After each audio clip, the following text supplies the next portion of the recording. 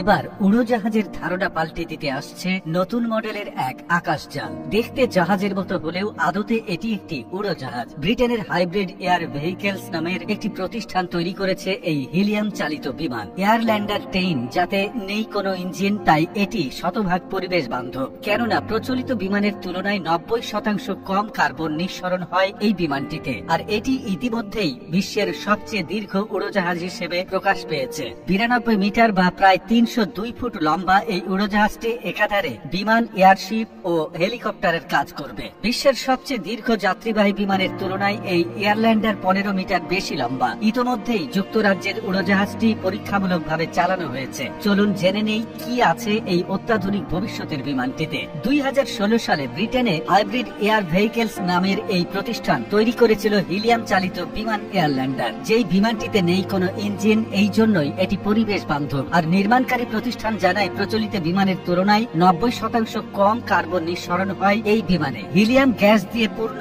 এই বিমানে নেই কোনো ইঞ্জিন। হালকা কার্বন ফাইবার দিয়ে তৈরি ডানা এবং লেজে ফটোভোল্টাইক সেল বসানো হয়েছে, যা বিমানের জ্বালানির যোগান দেয়। এই উড়োজাহাজটি নকশা করেছে British company hybrid air vehicles বা HAV।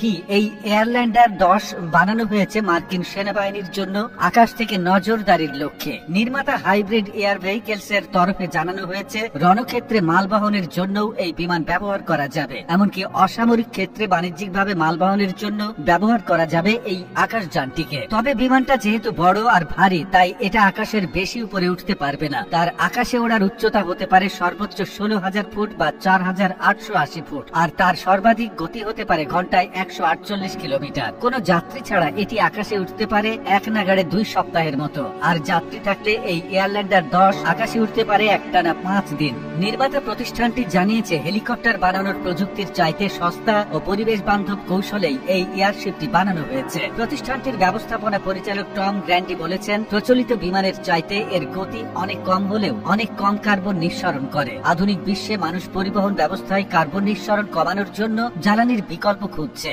সেক্ষেত্রে এই বিমান ভবিষ্যতে জনপ্রিয়তা পাবে বলে তিনি মনে করছেন। বর্তমানে বিমানটির ব্যবহারিক প্রয়োগ নিয়ে চলছে গবেষণা। টম গ্র্যান্ডি জানান, সাধারণত বিমানের পাখায় ইঞ্জিন থাকে, যার সাহায্যে সেটি বাতাসে ভাসে, যা মূলত মোটরের সাহায্যে বিমানকে সামনের দিকে এগিয়ে নেয়। কিন্তু এয়ারল্যান্ডারে হিলিয়াম পূর্ণ করা, যাতে করে অভিকর্ষ বলের বিপরীতে উপরে উঠতে থাকে বিমানটি। এছাড়া সমতল যে কোনো জায়গায় পানি, বালু, এমনকি বরফে অবতরণ করতে পারে এই বিমানটি। তাই সামরিক কাজে ব্যবহারের পাশাপাশি বিলাসবহুল ভ্রমণ ও ব্যবহার উপযোগী এটি। যখন এই বিমান চলাচল শুরু করবে, অবশ্যই যাত্রীরা এতে ওঠার জন্য আগ্রহী হবে। অবাক করার বিষয় হলো, এয়ারল্যান্ডারে হিলিয়াম পূর্ণ করার পর এর ভেতরে একটি ফুটবল মাঠ বা 6টি ডাবল ডেকার বাসের সমান জায়গা তৈরি হয়।